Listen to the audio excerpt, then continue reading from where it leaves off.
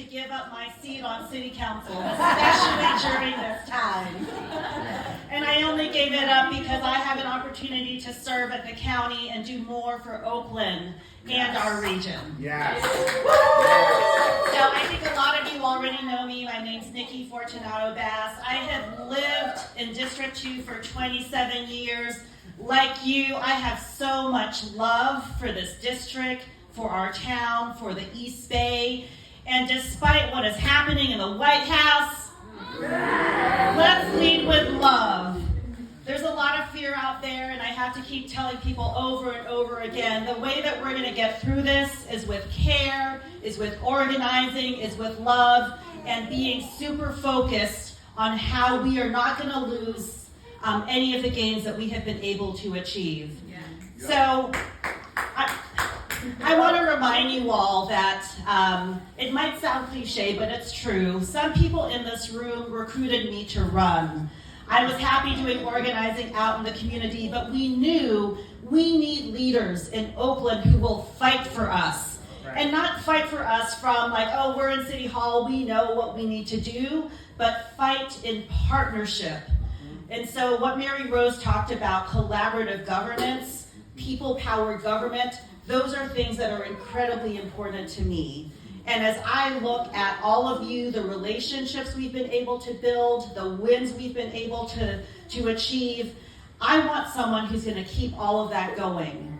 And so some of you might remember that one of the reasons I ran for office about 7 years ago is because East 12th Street parcel by the Kaiser Convention Center in the lake, that was slated for luxury housing. My predecessor actually approved a proposal that was not the people's proposal, the vision that this community wanted. And I am so happy to say, not only do you see construction of a 100% affordable housing project by us, on Tuesday, the City Council is going to approve another 100% affordable housing, which is the people's proposal by East Lake United for Justice.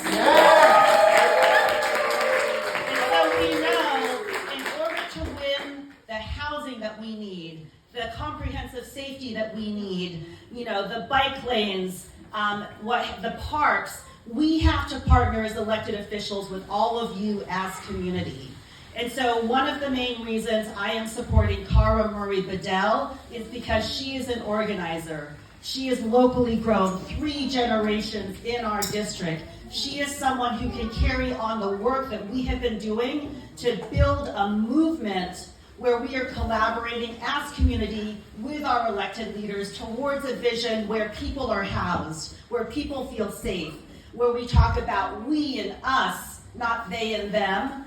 We talk about how we are going to build an Oakland that will resist the Trump administration and really move us forward. And so as your supervisor, I am looking forward to having more resources at the county for healthcare, for affordable housing, for homeless solutions, and having a partner in District 2 who knows what our community needs will work together with all of you and with us in the halls of power, because we have to be building power together. So Cara is hopefully going to introduce herself. She is not only an organizer and deeply rooted here locally, she is also a housing expert. Right. She's super smart, she's super compassionate, and just so, has that loving spirit that I think is an incredible combination that's so hard to find in an elected official. And so I hope that after you hear from her, you are going to sign up to do everything that you can to get her in office. So with all of that, I am super excited to introduce our future District 2 representative, Cara Murray-Badal.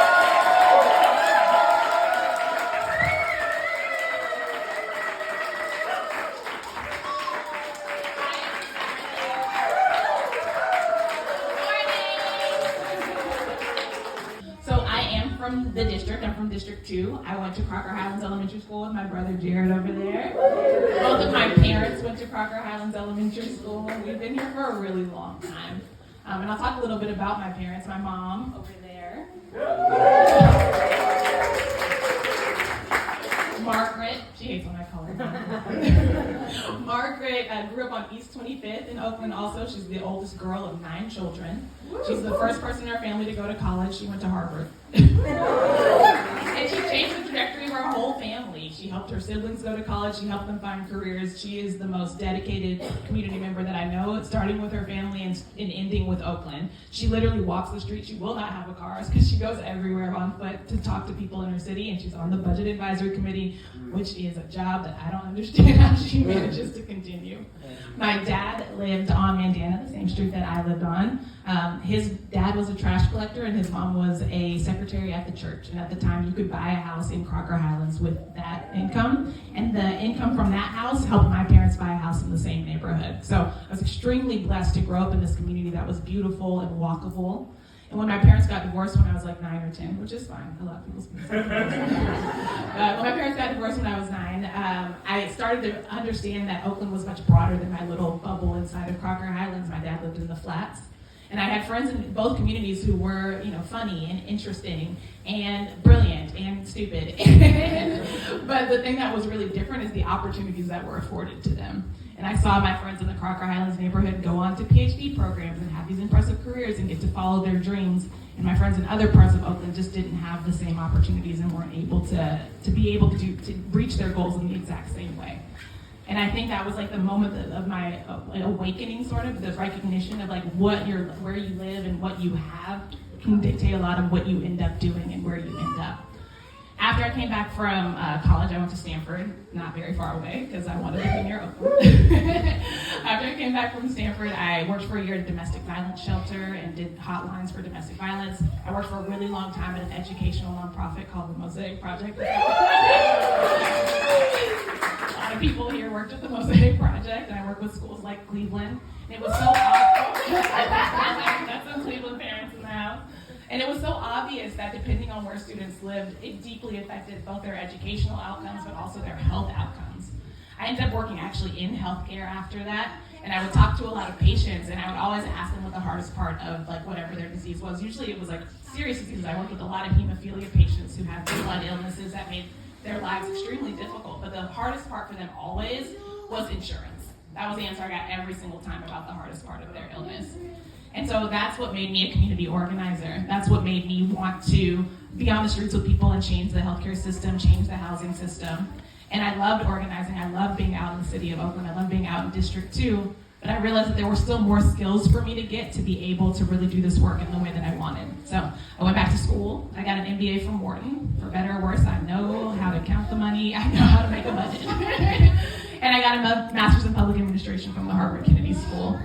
And during that whole time, I was really trying to build the skills that would honestly help my city. I worked on reimagining safety in 4 cities, Baltimore, Boston, and Albany, New York, before I got appointed to the Reimagining Safety Task Force by Nikki. Thanks, Nikki. And I got to do a lot of housing work, and when I was graduating, it was this option of going into DC, which is what a lot of my friends were doing, or doing like a corporate job in New York.